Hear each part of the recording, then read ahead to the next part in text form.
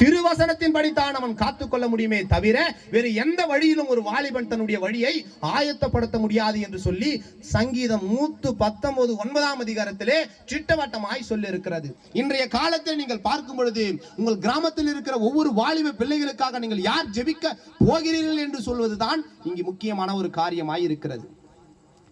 இந்த கடைசி காலத்தில் எத்தனையோ வாலிப பிள்ளைகள் நாங்கள் கிராமங்கள் தோறும் கடந்து போய் இயேசுவை பற்றி நாங்கள் பரதேசியை போல, தரித்திரனை போல, பைத்தியக்காரனை போல ஒவ்வொரு கிராமங்களுக்கும், சம்பந்தம் இல்லாத கிராமங்களுக்கும் போய் சுவிசேஷத்தை அறிவித்துக் கொண்டு வருகிறோம் என்று சொன்னால் நாங்கள் இயேசுவை தேடி போகவில்லை, இயேசு கிறிஸ்து எங்களை தேடி வந்தார். இயேசு கிறிஸ்து எங்களை தேடி வந்தது நிமித்தமாய்த்தான் மைக்கை எடுத்துக்கொண்டு, ஸ்டாண்டரை எடுத்துக்கொண்டு, பாக்ஸ்களை எடுத்துக்கொண்டு ஒவ்வொரு வாலிபர்களை கூட்டிக் கொண்டு இயேசு கிறிஸ்துவினுடைய புகழை பற்றி ஒவ்வொரு கிராமங்களை பறைசாட்டி கொண்டிருக்கிறோம் என்று சொன்னால் நாங்கள் இயேசுவை தேடி போகவில்லை, இயேசு கிறிஸ்து எங்களை தேடி வந்தார். நான் சின்ன வயசில் இருக்கும் பொழுது என்னுடைய தாயார் ஒரு 4 மணி அளவிலே என்னை ஒரு கிரவுண்ட் பகுதியில் எடுத்துக்கொண்டு போய் விட்டுவிட்டார். அம்மா, கொஞ்ச நேரத்தில் நீ வந்து விடுவாயா என்று சொல்லி என் தாயினிடத்தில் கேட்டேன். என் தாய் சொன்னால் 1/2 மணி நேரத்தில் உன்னிடத்தில் வந்து நான் அழைத்துக் கொண்டு போய் விடுவேன் என்று சொன்னார். எனக்கு ஒரே தண்ணி தாகம் எடுத்தது. விளையாடி விட்டேன், என் குடும்பத்தான் போய்விட்டேன். என் வீட்டின் முன்பாக அநேக ஜனங்கள் உட்கார்ந்து கொண்டிருந்ததை நான் கண்டேன். என்ன இது, என் வீட்டாண்ட இத்தனை ஜனங்கள் உட்கார்ந்து கொண்டிருக்கிற தருவாயை நான் பார்த்து வியந்து போனேன். என்னுடைய வீட்டுக்கு முன்பாக ஒரு பெண்மணியை கடைத்திருந்தார்கள். எரிந்த கோலத்திலே, மண்ணெண்ணெயை ஊற்றி கொண்டிருந்த எரிந்த கோலத்திலே ஒரு பெண்மணியை கடைத்திருந்தார்கள்.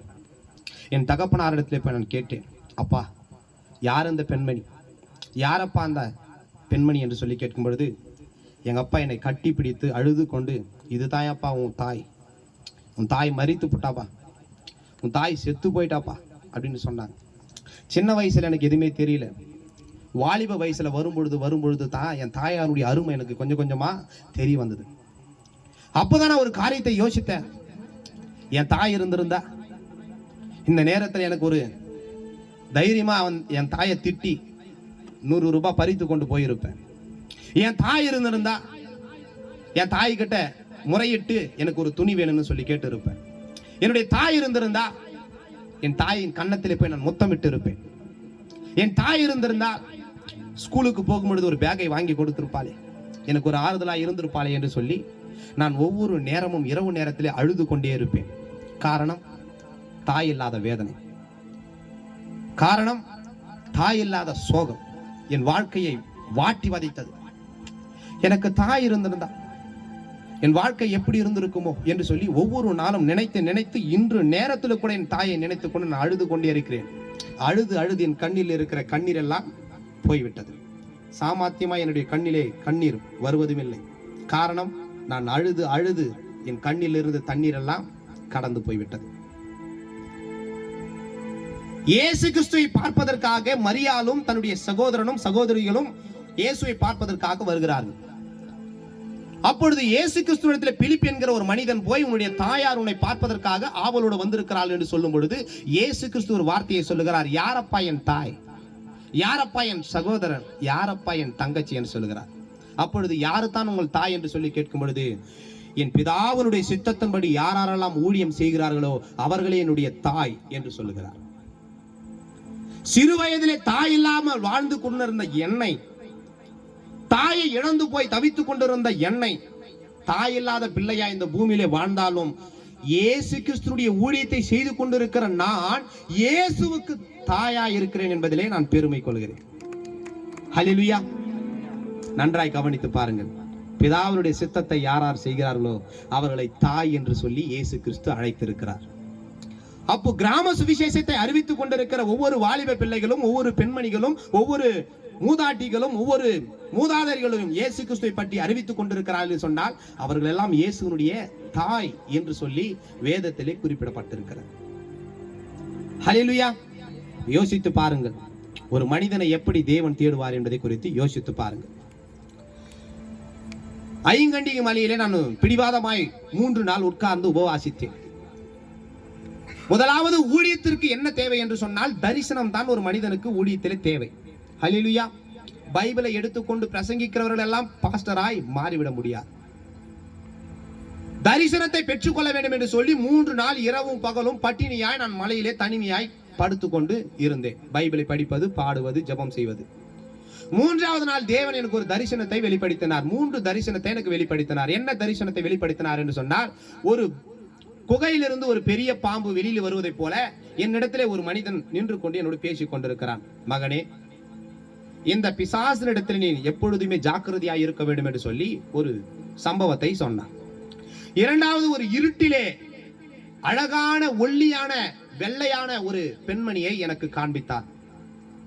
உனக்கு பெண்மணியின் மத்தியிலே உனக்கு ஆபத்துகள் வரும், இச்சையை தூண்டுவிக்கக்கூடிய காரியங்கள் எல்லாம் வரும், இந்த விஷயத்திலே நீ ஜாக்கிரதையாய் இருக்க வேண்டும் என்று சொல்லி தரிசனத்திலே தேவன் வெளிப்படுத்தினார். 3வது, வாலிப பிள்ளைகளை காட்டினார். உன்னுடைய ஊழியம் வாலிபர்கள் மத்தியிலே உன்னுடைய ஊழியம் இருக்கும் என்று சொல்லி தேவன் சொன்னார். இன்றை வரையிலும் வாலிபர்கள் மத்தியிலே நான் ஊழியத்தை செய்து கொண்டு வருகிறேன். என்னுடைய தரிசனம் வீணாய் போகவில்லை. யோசித்து பாருங்க. இயேசுவை நீ ஏற்றுக்கொண்டு விட்டால், இயேசுவை நீ புரிந்து கொண்டு விட்டால், நீ இயேசுவினிடத்திலே போக தேவையில்லை. இயேசு கிறிஸ்துவினிடத்திலே வர ஆயத்தமாயிருக்கிறார். எங்களிடத்தில் இயேசு கிறிஸ்து இருக்கிறார் என்பதை குறித்து நாங்கள் விசுவாசித்துக் கொண்டு ஊழியத்தை செய்து கொண்டு வருகிறோம். ஹல்லேலூயா, ஹல்லேலூயா. மார்க் 1ஆம் அதிகாரம் 40ஆம் வசனம் 41ஆம் வசனத்திலே ஒரு காட்சியை தேவன் சொல்லி இருக்கிறார். குஷ்டரோகி என்கிற ஒரு மனிதன் இயேசு கிறிஸ்து அந்த ஒலிவ மலையிலே ஜெபம் செய்து கொண்டு அந்த வழியாய் வனாந்தரத்தின் வழியாய் வந்து கொண்டிருக்கும் பொழுது ஒரு தீட்டுப்பட்ட ஒரு குஷ்டரோகியை அடைத்து வைத்திருக்கிறார்கள். ஊருக்கு வெளியிலே அடைத்து வைத்திருக்கிறார்கள். அந்த குஷ்டரோகி இயேசு வருவதை கண்ட பிறகு, இயேசுவே, இயேசுவே, இந்த குஷ்டரோகத்தால் அவதைப்பட்டுக் கொண்டிருக்கிறேன். இயேசுவே, என்னை பார்ப்பவர்கள் எல்லாம் தீட்டு தீட்டு தீட்டு என்று சொல்லிக் கொண்டிருக்கிறார்கள். சிறிய பிள்ளைகள் எல்லாம் கல்லெடுத்து துரத்துகிறார்கள். நாற்றம் பிடித்தவன், துர்நாற்றம் பிடித்தவன் இவன் என்று சொல்லி என்னை ஊருக்கு வெளியிலே ஒதுக்கி வைத்து விட்டார்கள் என்று சொல்லி என்னை கேவலமாய் என்னுடைய மக்கள் என்னை பேசுகிறார்கள் என்று சொல்லி, எப்படி ஆகலும் இந்த குஷ்டரோகத்தை நீர் குணப்படுத்த வேண்டும் என்று சொல்லி அவரை காலை பிடித்துக் கொண்டார். முழங்கால் படியிட்டு அழுது கொண்டு புலம்பிக் கொண்டிருக்கும் பொழுது இயேசு கிறிஸ்து ஒரே ஒரு காரியத்தை சொன்னார். என்ன காரியத்தை சொன்னார் என்று சொன்னார்? நீ என்னை விசுவாசித்தால் நீ குணமாகுவாய் என்று சொன்னார். எனக்கு சித்தம் உண்டு, நீ சுத்தமாகு என்று சொல்றார். அப்போ இயேசு கிறிஸ்து ஒரு காரியத்தை சொல்லியிருக்கிறார். என் நாமத்தினால் நீங்கள் எதை கேட்டாலும் அதை நான் உங்களுக்கு தருவேன் என்று சொல்லியிருக்கிறார். ஹல்லேலூயா. ஒருவேளை பிள்ளைகளை இழந்த மக்களா, ஒருவேளை பெற்றெடுத்த பிள்ளை மரித்து போனதே என்று சொல்லி புலம்பிக் கொண்டிருக்கிற மனிதர்களா, உங்களுக்கு இந்த விதமான தேவ வசனத்தை சொல்லக்கூடியவர்கள் இந்த உலகத்திலே யாராலும் இருந்தால் நலமாயிருக்கும். தேவ ரகசியங்களை சொல்லக்கூடிய மனிதர்கள் இந்த உலகத்திலே இருந்தால் நலமாயிருக்கும். ஒருவேளை பிள்ளைகளை இழந்த மக்களா, கணவனை இழந்த மக்களா, மனைவியை இழந்த கணவனா, ஒரு பெற்றோரை இழந்த கணவனா, ஒன்று யோசித்து பாருங்க. ஒருவேளை இந்த உலகத்திலே உங்களை விட்டு யாராலும் பிரிந்திருந்தா, ஐயோ, நான் என் மனதார நேசித்த என்னுடைய பிள்ளை பரிதாபமாய் மரித்து போனது, ஐயோ, நான் பாசத்திற்குரிய என்னுடைய பிள்ளையை வளர்த்து கொண்டிருக்கும் பொழுது அநியாயமாய் மரித்து போனதே, செத்து போனதப்பா, இனி நான் எப்பொழுது தான் இந்த குழந்தையை பார்ப்போனோ என்று சொல்லி புலம்பிக் கொண்டிருக்கிற மனிதர்களுக்கு தேவனாகிய இயேசு கிறிஸ்து ஒரு காரியத்தை சொல்ல கடமைப்பட்டு இருக்கிறார்.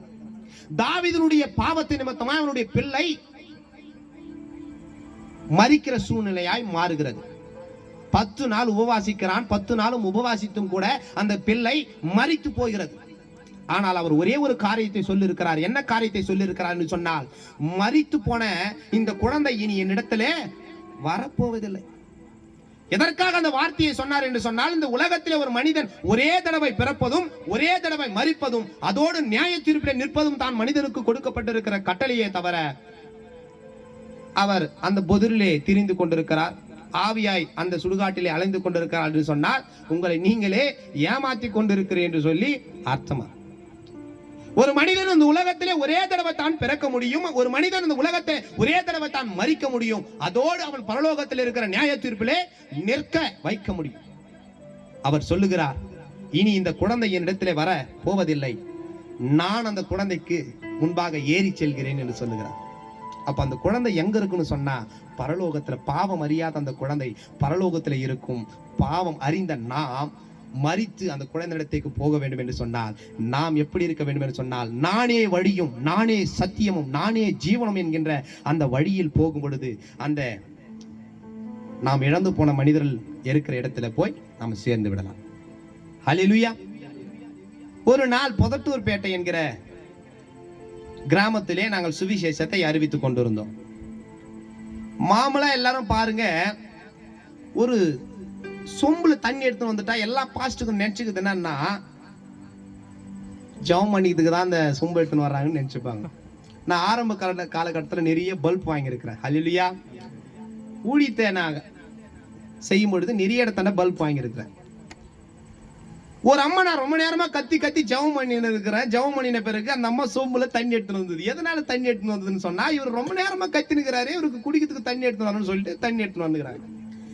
எனக்கு ஒரு உடன் ஊழியக்காரன் இருக்கிறான். அவன் எவ்வளவு பெரிய முட்டாளா இருந்திருக்கிறான் பாருங்க. அவங்கிட்ட வந்த அம்மா அவர்கிட்ட ஜெபம் பண்ணிக்கிறதுக்காக அந்த சொம்புல தண்ணி எடுத்துன்னு வந்துக்குது. அல்லேலூயா. என்கிட்ட வந்த அம்மா நான் தாகத்துல இருக்கிற தண்ணி எடுத்துன்னு வந்துக்குது. அவங்கிட்ட அவர்கிட்ட ஜெபம் பண்ணிக்கிறதுக்காக அந்த அம்மா சொம்புல தண்ணி எடுத்துன்னு வந்துக்குது. அந்த அம்மா என்ன சொம்புல தண்ணியை கொடுத்த உடனே நான் பண்ணி கண்ணை மூடி ஜெபம் பண்ணிட்டேன். ஏன்னா எப்படி இருந்தாலும் வீட்டுல போய் தெளிக்க போறாங்களே அப்படி சொல்லி சொல்லி எல்லாம் பாஸ்டர் நம்மளை ஏமாத்திட்டாங்க. அல்லேலூயா. நான் என்ன பண்ணிட்டேன், ஜெபம் பண்ணிட்டேன். ஏசப்பா இந்த தண்ணியை திராட்சரசமா மாத்துங்க ஆண்டவரே, இந்த தண்ணீரை ரத்தமா மாத்தி வீட்டுல தெளிக்கும் பொழுது பிசாசு ஓடணும், பேய் ஓடணும் சொல்லி ஜெபிச்சுட்டேன். ஜெபித்த பிறகு அந்த அம்மா கிட்ட கொடுத்தேன். ஐயா இது குடிக்கிறதுக்காக ஏத்தணும் அந்த ஐயான்ச்சு. என் பக்கத்துல இருக்கிற ஊழியக்காரன் என்ன செய்தான்னு சொன்னா, ஜெபம் பண்ணிக்கிறதுக்காக அந்த அம்மா சொம்பத்தையும் எடுத்து குடிச்சிட்டுக்கிறான். அல்லேலூயா. அந்த அம்மா சொல்லிட்டா, என்ன குடிச்சிட்டீங்கன்னா ஏன் தண்ணி தாகத்துக்கு கொடுத்தேன்னு குடிச்சிட்டுமானா.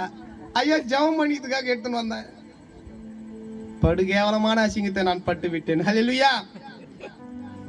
முக்கரணப்பள்ளி என்கிற ஒரு கிராமத்துல நான் சுவிசேஷத்தை அறிவிக்கிறது போகும்போது என் பக்கத்துல தெலுங்கு பேசக்கூடிய ஒரு வாலிபனை வைத்துக் கொண்டிருந்தேன். நான் தமிழ், சுத்த தமிழ் தான், எனக்கு தெலுங்கு வராது. எனக்கு முன்னாடி இருக்கிற மூதாட்டி தெலுங்கு. அல்லேலூயா. தெலுங்கு. நான் என்ன பண்ணிட்டு சொன்னா, அந்த அம்மா அக்கா ஐயா நாக்கு தல்நோ பாத கால்நோ பாத ஏதோ பாதிகளை சொல்லி இருக்குது. அல்லேலூயா. சரி நானும் சொல்லிட்டு இவன் பாதன்றாலே என்ன பாதிய சொல்றேன்னு தெரியல, நான் எதோ சொல்லலாம். இவர் வந்து எக்ஸ்பிளைனுக்காக நான் வச்சுன்னு இருக்கிறேன். மா இயேசு உனக்கு விடுதலை தருவாரு, இயேசு உனக்கு ரட்சிப்பை தருவாரு, இயேசு உனக்கு இதை தருவாரு, அதை தருவாரு, அத்தை தருவாரு, இத்தை தருவாரு, அவர்தான் உண்மையான தெய்வம், அவர்தான் மெய்யான தெய்வம், அவர்தான் சொல்லிக்கிறேன். ஐயா நாக்கு காது கேட்காத ஐயான்னு சொல்லிச்சு. அல்லேலூயா. பக்கத்துல இருக்கிறவங்க விழுந்து விழுந்து சிரிக்கிறான். இது உனக்கு தேவையான்னு. சரியா நானும் அமைதியாயிட்டேன். சரி வீடு போனா போதுன்னு சொல்லிட்டு, சரி இயேசுவை நீ நம்புறியா அப்படின்னு கேட்டேன். அது என்ன புரிஞ்சுக்கிச்சுன்னு சொன்னா, நான் கிட்ட செல்லு லேதையா, மொபைல் லேது. ஆமா நான் உன்னை லவ் பண்ண போறேன், நம்ம 2 பேரும் பேச போறோம் போன்ல. நிறைய பல்புகளை வாங்கிவிட்டு. ஹல்லேலூயா. அப்ப ஊழியத்துல நீங்க பார்க்கும் பொழுது என்ன வித காரியம் என்ன சொன்னா, நீங்க சந்தோஷமா இருக்கணும். என்னுடைய ஆசையை என்னன்னு சொன்னா அழக்கூடாது. என்னுடைய ஆசையை என்ன சொன்னா, எந்த இடத்துக்கு மெசேஜ் கொடுக்கிறதுக்கு போனாலும் துல்லியமா சிதிக்கு வச்சிருவேன். அல்லேலூயா. காரணம் நம்ம அழுது நம்முடைய கண்ணீரெல்லாம் வீணா போயிடுச்சு. நம்ம சந்தோஷமா இருக்கணும். வாழக்கூடிய வாழ்க்கை கொஞ்ச காலம் தான், அதுக்கு மேல நம்மளால வாழ முடியாது. அதுக்கப்புறம் பூமிக்கு நாம வரவும் முடியாது. அல்லேலூயா. வாழுகிற வாழ்க்கையை நாம் சந்தோஷமாய் வாழ வேண்டும். இயேசுவுடைய பிள்ளைகளால் வாழ்ந்து கொண்டிருக்கிற நாம் எல்லோரும் கண்ணீர் வடிப்பதை விட, கண்ணீர் சிந்துவதை விட, இயேசுவுக்கு முன்பாக நாம் சிரித்துக் கொண்டு வாழும் பொழுது எல்லா தெய்வத்தினுடைய கால்கள் எல்லாம் முடங்கும், எல்லா பேய்களுடைய கால்கள் எல்லாம் முடங்கும். கர்த்தருக்குள் நாம் எப்பொழுதும் சந்தோஷமாய் இருக்க வேண்டும். ஹல்லேலூயா. நன்றாய் யோசித்து பாருங்க. லூக்கா 6ஆம் அதிகாரம் 20ஆம் வசனத்திலே தேவனாகிய இயேசு கிறிஸ்து ஒரு காரியத்தை சொல்லி இருக்கிறார். தரித்திரனாய் இருக்கிற நீங்கள் எல்லாம் பாக்கியவான்கள் என்று சொல்லப்பட்டிருக்கிறது. இன்று வேதனை மத்தியில் உட்கார்ந்து கொண்டிருக்கிறாயா? ஒருவேளை பணம் இல்லாமல் உட்கார்ந்து கொண்டிருக்கிறாயா? ஒருவேளை வீடு கட்ட முடியவில்லை என்று சொல்லி உட்கார்ந்து கொண்டிருக்கிறாயா? ஐயோ என் கடத்தில் நான் மாட்டிக்கொண்டு தவித்துக் கொண்டிருக்கிறேன் என்று சொல்லி புலம்பிக் கொண்டிருக்கிறாயா? இயேசு கிறிஸ்து ஒரே ஒரு காரியத்தை சொல்லுகிறார். மத்தேயு 11:28 படி துயரப்படுகிறவர்கள் 5:4 படி துயரப்படுகிறவர்கள் பாக்கியவான்கள், அவர்கள் ஆறுதல் அடைவார்கள். மத்தேயு 11:28 படி வருத்தப்பட்டு பாரம் சுமப்பவர்களே எல்லாரும் இடத்துல வாருங்கள், உங்களுக்கு இளைப்பாறுதலை நான் தருவேன் என்று சொல்லுகிறார். இந்த இடத்திலே உட்கார்ந்து கொண்டிருக்கிற நீங்கள், பேசிக் கொண்டிருக்கிற நான் எப்படி இருக்க வேண்டும் என்று சொன்னால், இளைப்பாறுதல் மத்தியில் தான் நாம் இருக்க வேண்டும். ஹல்லேலூயா. நன்றாய் கவனித்து பாருங்கள். என் வாழ்க்கையில நான் எத்தனையோ பேரை இழந்து விட்டேன், எத்தனையோ பேரை இழந்து விட்டேன். கேவலமான வாழ்க்கையும் கூட நான் வாழ்ந்து விட்டேன். ஒரு 2 வருட காலமா நான் பைத்தியக்காரனை போல என் தெருவிலே, என்னுடைய கிராமத்திலே வசித்துக் கொண்டு வந்தேன். பார்ப்பவர்கள் எல்லாருமே என்ன சொல்லுவார்கள் என்று சொன்னால், என் கிராமத்திலே நான் படித்த காலேஜிலே இதுவரைக்கும் யாராகிலும் அந்த காலடி வைத்ததில்லை. நான் படித்த சென்னை பகுதியில் இருக்கிற லயோலா கல்லூரியிலே இதுவரைக்கும் என்னுடைய கிராமத்திலே யாரும் கால் பதத்தை வைக்கவில்லை. அப்பேற்பட்ட நான் பைத்தியக்காரனை போல திருவாய் அலைந்து கொண்டிருந்தேன். பார்ப்பவர்கள் எல்லாமே பைத்தியம் பிடித்தவன், இவன் மனநலம் பாதிக்கப்பட்டவன், இவன் பைத்தியம் பிடித்தவன் என்று சொல்லி என்னை ஒவ்வொருவரும் கேவலமாய் சொல்லுவார்கள். நானே பிளேடை எடுத்துக்கொண்டு என் மார்பை கிழித்துக் கொண்டே இருப்பேன். ஏதாகிலும் ஒரு சுடுகாட்டிலே போய் உட்கார்ந்து கொண்டு அழுது கொண்டிருப்பேன். ஏதோ ஒரு தனிமையான இருட்டின் பகுதியில் உட்கார்ந்து கொண்டு பைத்தியக்காரனை போல புலம்பிக் கொண்டிருப்பேன். ஒரே வேதனை, போடுவதற்கு துணி இல்லாத வேதனை, கஷ்டத்தின் மத்தியிலே வாழ்ந்த வேதனை. என் தாயாரை குறித்து என்னுடைய 2வது தாயார் என் கணவனுக்கு கொடுக்கும் பொழுது நிம்மதி இல்லாத வாழ்க்கை. என் தகப்பனார் கால் வலி என்று சொல்லுவார். அவருக்கு சம்பாதிக்குவதற்கு கூட என்னுடைய திராணி இல்லை சொல்லி என் தகப்பனாருடைய கால் வலியை நான் எப்படித்தான் போக்க போறேன் என்று சொல்லி நான் அழுது கொண்டிருப்பேன். என் தம்பி எனக்கு ஜுரம் என்று சொல்லுவான். அவனுக்கு எப்படித்தான் ஆஸ்பத்திரியில் கொண்டு போய் நான் விடுவானே என்று சொல்லி நான் தவித்துக் கொண்டிருப்பேன். எல்லா விதமான குழப்பம் என்னை வாட்டி வதைத்தது. என் குடும்பத்தினுடைய சூழ்நிலை என்னை ஒருபொழுதும் வாட்டி வதைத்தது. கடைசியில் எனக்கு வந்த நிலைமை, மன அழுத்தத்தின் நிமித்தமாய் பைத்தியக்காரனாய் மாறிவிட்டேன். ஒரே குழப்பம். வாழ்க்கை எப்படித்தான் போக போகிறதோ, இனி நம் வாழ்க்கை எப்படித்தான் நம்ம கடக்க போறோமோ என்று சொல்லி ஒரே குழப்பம். ரேஷன் அரிசியை தின்று கொண்டு என் வயிற்றை நிரப்பிக் கொண்டிருந்தேன். ஒரு நாள் இயேசு கிறிஸ்து என்னை தொட்டார். எந்த நேரத்தில் சொன்னார், இனி இந்த உலகத்திலே வாழ்வதை விட நாம் மரிப்பது நல்லதுதான், செத்து போவது நல்லதுதான் என்று சொல்லி நான் தற்கொலை செய்து கொள்ளலாம் என்று சொல்லி முடிவெடுக்கும் பொழுது தான் தேவனாகிய இயேசு கிறிஸ்து ஒரு ஊழியக்காரனை கொண்டு என்னோடு பேசினார். நீ மரிக்கக்கூடிய காலம் இதுவல்ல, உன்னை கொண்டு நான் ஊழியத்தை செய்ய எத்தனையோ ஆசைகளை வைத்திருக்கிறேன் மகனே என்று சொல்லி இயேசுவினிடத்தில் நான் போகவில்லை. இயேசு கிறிஸ்து என்னிடத்தில் வந்து பைத்தியத்தை தெரிந்து கொண்ட இயேசு கிறிஸ்து அந்த மன அழுத்தத்திலிருந்து விடுதலை ஆக்கி என்னை ஒரு ஊழியக்காரனாய் இந்த சமுதாயத்தில் நிற்க வைத்திருக்கிறார் என்று சொன்னால், நான் இயேசுவை தேடி போகவில்லை, இயேசு கிறிஸ்து என்னை தேடி வந்தார். என் வாழ்க்கை மாறின. கை நிறைய சம்பாதிப்பு, அழகான 2 பெண் பிள்ளைகளை தேவன் கொடுத்திருக்கிறார். நிம்மதியான வாழ்க்கையை வாழ்ந்து கொண்டிருக்கிறேன். கஷ்டமில்லாத வாழ்க்கையை வாழ்ந்து கொண்டிருக்கிறேன். ஏதோ ஒரு வாழ்க்கையை வாழ்ந்து கொண்டிருக்கிறேன். நிம்மதி இருக்கிறது. காரணம், சமாதானம் என்கிற ஒரு காரியம் இயேசுவினிடத்திலே மாத்திரம் தான் இருக்குமே தவிர வேறு யாரால் இடத்திலே இருக்காது. இதுதான் உண்மை, இதுதான் சத்தியம். வருத்தப்பட்டு பாரம் சுமக்கிற எல்லார் காட்டிலும் இயேசு கிறிஸ்து உன்னை நேசிக்கக்கூடிய இயேசு கிறிஸ்துவாய் இருக்கிறார். நீ வாலிப வயசிலே வாழும் பொழுது, உன்னுடைய கிராமத்தில் இருக்கிற ஒவ்வொரு வாலிப பிள்ளைகள் வாழும் பொழுது எப்படி வாழ வேண்டும் என்று சொன்னால், இயேசுவுக்காக நீ என்ன செய்ய போகிறாய் என்பதை குறித்து நீ யோசித்து பார்க்க வேண்டும். நான் வாழ்ந்து மரிக்கிற வரையிலும் இயேசுவுக்காக நான் என்ன செய்ய போகிறேன் என்று சொல்லி யோசித்து பார்க்க வேண்டும். அங்க பேக் கொடுக்கறாங்க, இங்க 200 ரூபாய் கொடுக்கறாங்க, அங்க பிரியாணி போடுறாங்க, இங்க மட்டன் சோறு போடுறாங்க அப்படின்னு சொல்லி நீ இந்த உலகத்துல வாழ்வதை விட நீ ஊழியத்தை விட்டு போவது நலம். பவுல் சொல்றாரு, நீ விசுவாசியா இருப்பதை விட ஊழியக்காரனாய் இருக்கணும் என்று நினைத்தால் ஆக்கினிக்கு மேல் ஆக்கினை உன் மீது வந்துவிடும் என்று சொன்னார். காரணம், நீ விசுவாசியாய் வாழ்ந்து விட்டால் உனக்கு நலம். ஊழியக்காரனாய் வாங்கி நீ பாவத்தில் விழுந்து விட்டால் நரகத்திற்கு மேல் நரகத்தை, நரகத்துக்கு மேல் நரகத்தை உன் மீது குவித்து வைத்திருக்கிறாய் என்று சொல்லி அர்த்தம். என கண்பான வாலிப பிள்ளைகளை, நீங்கள் இயேசுவுக்காக எழும்பும் பொழுது எப்படி எழும்ப வேண்டும் என்று சொன்னால், இயேசுவுக்காக என் உயிரை விடுவதற்கு கூட நான் தைரியமாய் வாழ்வேன் என்று சொல்லி நீங்கள் வாழ வேண்டும். நீ வாழும் பொழுது இயேசு கிறிஸ்து உன்னை உயர்த்தக்கூடிய தேவனாய் இருக்கிறார். நான் எடுத்துக்கொண்ட சபதம் என்னவென்று சொன்னால், இயேசுவுக்காக நான் இந்த உலகத்திலே வாழும் வரையிலும் எந்த விதமான வேலை தேவையில்லை, எந்த விதமான கஷ்டங்கள் எனக்கு தேவையில்லை. இயேசு கிறிஸ்துவுக்கு முன்பாக நான் ஒவ்வொரு கிராமங்களாய் பிரசங்கம் செய்து, வாலிபர் மத்தியிலே பிரசங்கம் செய்து, மக்கள் மத்தியிலே பிரசங்கம் செய்து, இயேசுவின் இடத்திலே நான் உயிரை விட்டு மரிக்க வேண்டும் என்று சொல்லித்தான் சபதத்தை எடுத்திருக்கிறேன். ஹல்லேலூயா. ஒன்று யோசித்து பாருங்கள். இயேசு கிறிஸ்து உங்களை நேசிக்கக்கூடிய தேவனாய் இருக்கிறார். ஹல்லேலூயா. நீங்க இயேசுவை எப்படி புரிந்து கொள்ள வேண்டும் என்று சொன்னால் ஒரே ஒரு காரியம் தான் சொல்லி முடிக்கலாம்னு சொல்லி நான் ஆசைப்படுறேன். ஒரு காலமும் நீ இயேசுவிடத்திலே பக்தி விருத்தியா இருக்க வேண்டுமே தவிர பக்தி என்கிற அந்த விஷயத்துல பைத்தியமாய் மாறக்கூடாது. நான் சொல்றது கரெக்டா தப்பா? கடவுள் விஷயத்துல நீ பக்தியா தான் இருக்கணுமே தவிர பக்தியில பைத்தியமா இருக்கக்கூடாது. பைத்தியமா இருக்கிறவன் பக்திக்கு வரலாம், பக்தியா இருக்கிறவன் பைத்தியமா மாறக்கூடாது. இன்னைக்கு பக்தி என்ற விஷயத்துல எல்லாரும் பைத்தியமா மாறிட்டாங்களே தவிர பைத்தியம் என்கிற விஷயத்துல பக்தியா மாறக்கூடிய மனிதர்கள் இந்த உலகத்திலே இல்லை. காரணம், இயேசு கிறிஸ்துவை ஒரு மனிதன் புரிந்து கொள்ளவில்லை. பரிசுத்த ஆவியானவர் உன்னிடத்திலே வரும் பொழுது இயேசு கிறிஸ்துவின் மூலமாய் உனக்கு பரிசோதிக்கப்படும்.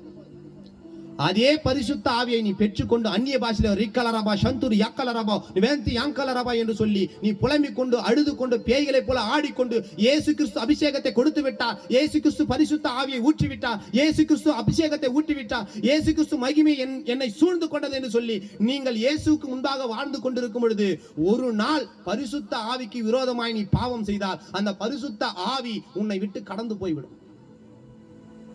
பரிசுத்த ஆவி உன் மீது வரும் பொழுது ஒரு புறாவின் ரூபத்தின் போல வரும், ஒரு நாவினுடைய ரூபத்தை போல வரும், ஒரு அக்கினியுடைய ரூபத்தை போல வரும். ஏதோ ஒரு ரூபத்தை நீ கண்ணார காண்பாய். ஆனால் பரிசுத்த ஆவி உன்னை விட்டு துரோகம் செய்யும் பொழுது, பரிசுத்த ஆவிக்கு நீ துரோகம் செய்யும் பொழுது அந்த பரிசுத்த ஆவி என்ன ரூபத்தில் உன்னை விட்டு கடந்து போனது என்று சொல்லி உங்களுக்கு தெரியாது. இந்த ரகசியத்தை உங்களுக்கு யாராகிலும் சொல்லியிருந்தா நலம். ஒன்று யோசித்து பாருங்கள். உங்கள் மீது வருகிற பரிசுத்த ஆவியை தக்க வைத்துக் கொள்ளுங்கள். உங்கள் பரிசுத்தாவை நீங்கள் தக்க வைத்துக் கொள்ளும் பொழுது ஆவியானவரின் குடும்பத்தை ரட்சிக்கக்கூடிய தேவனாய் இருக்கிறார். ஹல்லேலூயா. என்னுடைய சித்தப்பா அஸ்வின் குமார் என்கிற ஒரு சித்தப்பா, நான் வாலிப வயதில் இருக்கும் பொழுது ஊழியத்தை செய்ய வேண்டும் என்று சொல்லி என் மீது கருணை வைத்தார். அவருக்கு ஒரு சூழ்நிலை வந்தது. ஏதோ ஒரு கஷ்டத்தின் மத்தியிலே தற்கொலை செய்து கொண்டு மரித்து விட்டார். ஹல்லேலூயா. அவர் மரித்த பிறகு என்னால் வாழவே முடியவில்லை. எவ்வளவு சோகம். அப்பொழுது பைபிளை எடுத்துக்கொண்டு ஓடினேன் ஓடினேன் ஓடினேன் ஓடினேன் ஓடிக்கொண்டே இருக்கிறேன். எதற்காக ஓடுகிறேன், ஏன் ஓடுகிறேன்னு சொல்லி இதுவரைக்கும் எனக்கு புரியல. காரணம், என்னுடைய நம்பிக்கை என்னவென்று சொன்னா, மரித்து போனவங்களை நான் போய் மறுபடியும் பார்ப்பேன். அதுக்கு வேற வழி இல்லை. ஒரே ஒரு வழிதான், நானே வழியும் நானே சத்தியமும் நானே ஜீவனுமாய் இருக்கிறேன், என்னை அல்லாமல் பிதாவினிடத்திற்கு யாராலும் போக முடியாது என்கிற அந்த இயேசு கிறிஸ்துவினுடைய கையை பிடித்துக் கொண்டால் நான் மரித்தவர்களை மறுபடியும் போய் அந்த பரலோக ராஜ்யத்திலே பார்க்கலாம் என்கிற அந்த நம்பிக்கை நிமித்தமாய் ஓடுகிறேன் ஓடிக்கொண்டே இருக்கிறேன். நீங்கள் எச்சரிக்கையாய் இருக்க வேண்டும் என்பதுதான் எங்களுடைய நோக்கம். நீங்கள் ஜாக்கிரதையா இந்த பூமியிலே வாழ வேண்டும் என்பதுதான் நோக்கம். நீ இந்த உலகத்திலே ஒரே தடவை தான் பிறக்க முடியும், அதோடு ஒரே தடவை தான் மரிக்க முடியும், அதோடு நீ நியாய தீர்ப்பில் நிற்பாய். ஒருவேளை நான் இஷ்டமான வாழ்க்கையை வாழுகிறேன் என்று சொல்லி நீங்கள் நினைத்துக் கொண்டிருந்தால் வாழுங்கள். நான் விபச்சாரம் செய்ய வேண்டும், செய்து கொள். நான் குடிக்க வேண்டும், குடி. நான் கஞ்சாவை பிடிக்க வேண்டும் என்று சொல்ல பிடி. நான் அந்த பெண்ணை பார்க்க போகிறேன், அந்த வீட்டை பார்க்க போகிறேன், இஷ்டம் போல என் வாழ்க்கையை வாழப் போகிறேன் கேட்பதற்கு நாதியில்லை என்று சொல்லக்கூடிய மனிதர்கள் வாழ்ந்துவிடு. ஆனால் உனக்காக நரகம் காத்து கொண்டிருக்கிறதை நீ யோசித்து பார்க்க வேண்டும். என் வாழ்க்கை எப்படி போனால் என்ன, என்னை கேட்பதற்கு நாதியில்லை என்று சொல்லி இஷ்டம் போல வாழக்கூடிய வாழ்க்கை நீங்கள் வாழலாம். ஆனால் வாழ்ந்தால் நரகத்திலே நீ போய் மாண்டு சாகுவார். எரி நரகம் உன்னை பிடித்துக் கொண்டு உன்னை சாகடிக்கும். வலிக்கு மேல் வலி வந்து கொண்டே இருக்கும். ஆனால் எல்லாம் பாவத்தை அன்பு என்கிற அந்த பூரண புருஷர் என்கிற அந்த அன்பு நிமித்தமாய் உன் பாவத்தை ஒழித்து வைத்துக் கொண்டால் இயேசு கிறிஸ்துவினுடைய வல்லமையான கரத்தின் நிமித்தமாய் பரலோக ராஜ்யத்திற்கு நீங்கள் போகலாம். ஹல்லேலூயா. நான் ஒரு நாள் பைபிளை படித்துக் கொண்டிருந்தேன். ஆபிரகாமுக்கு 3 மனைவி என்று சொன்னார்கள். படிக்கும் பொழுது எனக்கு ஒரே ஆசை வந்து விட்டது. ஆபிரகாமுக்கு 3 மனைவியா? ஹல்லேலூயா. யாக்கோபுக்கு 4 மனைவி என்று படித்தேன், இன்னும் ஆசை வந்து விட்டது. ஹல்லேலூயா. சாலமோனுக்கு 1000 மனைவி என்று சொன்னார்கள், எனக்கு அளவு கடிந்த ஆசை எனக்குள்ளே வந்து விட்டது. அப்பொழுது நான் ஒன்று யோசித்தேன், இவர்கள் எல்லாம் வேதத்திலே ஆசீர்வாதமாய் வாழ்ந்து கொண்டிருக்கிறார்களே, நான் மாத்திரம் என் சாபத்திலே வாழ வேண்டும் என்று சொல்லி என் மனைவியிடத்திலே போய் கேட்க வேண்டும் என்று சொல்லி இரவு நேரத்தில் தூங்கும் பொழுது என் மனைவியை ஊசிப்பி விட்டேன். சோபா என்று சொன்னேன். என் மனைவி என்ன அப்படி என்று சொன்னார்.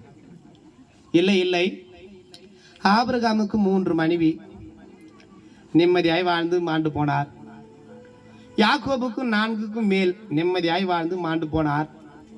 சாலமோனுக்கு 1000 மனைவி, நிம்மதியாய் வாழ்ந்து போய்விட்டார். நான் மாத்திரம் என் சாபத்திலே விழ வேண்டும். ஒருவேளை நமக்கு குழந்தை பிறக்காவிட்டால் நான் இன்னொரு மனைவியை திருமணம் செய்து கொள்கிறேன் என்று சொன்னேன். என் மனைவி சரி, உன்னுடைய இஷ்டத்தின் போலே நீ வாழு என்றார். ஆனால் ஒன்று, உன் பாடைக்கு நான் தான் காசு கட்டுவேன், மோளத்திற்கு நான் தான் காசு கட்டுவேன் என்று சொல்லிவிட்டார். இந்த ஆசீர்வாதம் எனக்கு தேவையே இல்லை என்று சொல்லிவிட்டு, ஒரு பெண்மணியிடத்திலே எனக்கு பேய் பிடிக்கிறது சொல்லிவிட்டார். நான் பைபிளை பாஸ்டர் போல எடுத்துக்கொண்டு போய்விட்டேன். அம்மா தண்ணி எடுத்துக்கோ, தண்ணிக்கு எண்ணெய் எடுத்துக்கோ, என்னது தண்ணி எடுத்துக்கோ, தண்ணிக்கு எண்ணெய் எடுத்துக்கோ, சுத்தமா இருக்கணும். அல்லேலூயா. சுத்தமா இருக்கணும். எண்ணெய் வந்து யாரும் தொட்டு இருக்க கூடாது, சுத்தமா இருக்கணும். அல்லேலூயா. தண்ணி சுத்தமா இருக்கணும், அது குடிச்சிருக்க கூடாது, கருவாடு கப்படி கூடாது, எந்த வாசனம் வரக்கூடாது சொல்லிவிட்டு அந்த அம்மா கையில நான் 1 மணி நேரமா பிரசங்கம் பண்ணி இருக்கிறேன். இயேசு கிறிஸ்து கரை ஏறின உடனே பரிசுத்த ஆவியில் நிரம்பி வனாந்தரத்துக்கு பரிசுத்த ஆவியானவர் கொண்டு போகப்பட்டார், பிசாசினால் 40 நாள் சோதிக்கப்பட்டார்னு வேதத்தில் இருக்குதுமா. அதே மாதிரி நீ என்ன பண்றன்னா, ஒரு பாயை எடுத்துக்கொண்டு நீ அந்த அறை வீட்டிலே போத்துக்கொண்டு நீ இரவும் பகலும் தலையில எண்ணெய் வைத்துக்கொண்டு நீ ஜெபிக்கும் பொழுது 40 நாள் அந்த பேய் ஓடிப்படும் என்று சொல்லிவிட்டேன். அப்புறம் நான் என்ன பண்ணாயான்னு சொல்லி கேட்டுச்சு. நீ நீச்சியே தொடக்கூடாது, கறி சாப்பிடக்கூடாது, கருவாடு சாப்பிடக்கூடாது, மீன் சாப்பிடக்கூடாது, முட்டை சாப்பிடக்கூடாதுன்னு சொல்லிட்டேன். அப்படிங்களா, என்கிட்ட போய் ஓடிடுமா அப்படின்னு சொல்லி அதை எல்லாம் சொல்லிச்சு. நானும் என் வயிறு வலிக்க பிரசங்கம் பண்ணிட்டு வந்துட்டு ஜெபம் பண்ணிட்டு வந்துட்டேன். எண்ணெய் தண்ணி கொடுத்துட்டு வந்துட்டேன். காலையில் நான் ரோட்டில் போயின்னு இருக்கும்போது அந்த அம்மா மீன்காரன் ஒருத்தனை உட்கார வச்சுட்டு, எத்தனை கிலோ மீனா? 2 கிலோ எத்தனையா? எவ்வளோ? இவளுக்கடா நம்ம பிரசங்கம் பண்ணிட்டு வந்து நைட்டு. நான் நைட்டு தான் சொன்னேன், மீன் சாப்பிடக்கூடாது, முட்டை சாப்பிடக்கூடாது, நீச்சி எதுவும் சாப்பிடாதுன்னா எவ்வளோ? 2 கிலோ எவ்வளோ? இவங்களை திருத்த முடியாதுடாப்பா. என்னது, இவங்களை திருத்தவே முடியாதுன்னு சொல்லிட்டு என்ன பண்ணிட்டேன், என் வேலையை பார்த்துட்டு நான் போயிட்டேன். இன்னைக்கு மனுஷங்க இயேசுவை ஏற்றுக்கொண்டு இயேசுவாவே நான் வாழ்ந்து கொண்டு இருக்குன்னு சொல்லி தன்னை தானே ஏமாத்தி கொண்டு இருக்கிற மக்கள் இந்த உலகத்திலே உண்டு. கிறிஸ்துவாய் இருக்கிற மனிதர்கள் எல்லாம் கிறிஸ்துவர்கள் அல்ல. இயேசுவை ஏற்றுக்கொண்டவர்கள் எல்லாம் இயேசுடைய சீடர்களும் அல்ல. இயேசுவை புரிந்து கொண்டிருக்கிற மனிதர்கள் எல்லாம் இயேசுடைய மனிதர்களும் அல்ல. கிறிஸ்துவாய் இருக்கிற நீங்களும் கிறிஸ்துவர்கள் அல்ல. இயேசுடைய ஆவி உன்னிடத்தில் வரும் பொழுதுதான், இயேசுடைய ஆவியை தக்க வைத்துக் கொள்ளும் பொழுதுதான் நீ கிறிஸ்துவாய் மாற முடியும்.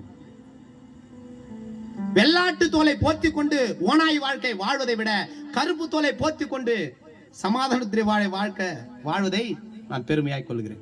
நான் ஒவ்வொரு நேரத்திலும் ஜெபிக்கும் பொழுது ஒரே ஒரு ஜெபம் தான் ஜெபிப்பேன். என்ன ஜெபம்னா, எனக்கு பணம், எனக்கு பொருள், எனக்கு ஆஸ்தி, வீடு, பங்களா எதுவும் தேவையில்லை, எனக்கு ஒண்ணுதான் தேவை. என்ன தேவைன்னு சொன்னா, வெள்ளாட்டு தோலை போர்த்தி கொண்டு நான் ஓனாயா மாறக்கூடாது ஆண்டவரே அப்படின்னு ஜெபிப்பேன். காரணம் என்னன்னு சொன்னா, நான் ஒருவேளை வெள்ளாட்டு தோலை போர்த்தி கொண்டு ஓனாய் போல நான் மாறினேன்னா என்னால எத்தனை வாலிப பெண்கள் எல்லாம் சீர்கெட்டு போயிடுவாங்கன்னு சொல்லி நான் யோசித்து பார்ப்பேன். என்னால எத்தனை பெண்மணிகள் வந்து மோசமா மாறுவாங்கன்னு சொல்லி நான் நினைச்சு பார்ப்பேன்.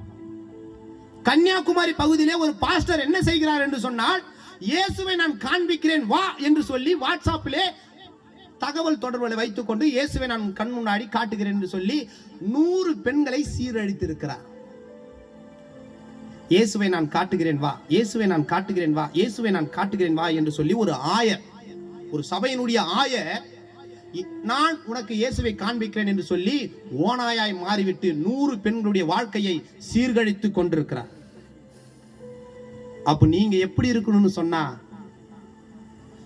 மேல் வஸ்திரத்தை தரித்து கொண்டிருக்கிற நாங்கள் ஒரு காலமும் ஓநாயாய் வாழக்கூடாது என்று சொல்லி நீங்கள் யோசித்து பார்க்க வேண்டும். ஹல்லேலூயா, ஹல்லேலூயா. இதுக்கு மேல உங்களுக்கு போர் அடிச்சுட்டு நான் நினைக்கிறேன். இதுக்கு மேல பேசுறதுக்கு எனக்கு விருப்பம் இல்லை. ஹல்லேலூயா. அதனால நாம் எல்லோரும் எழுந்து நின்று ஒரு பாடலை பாடும் பொழுது, இயேசு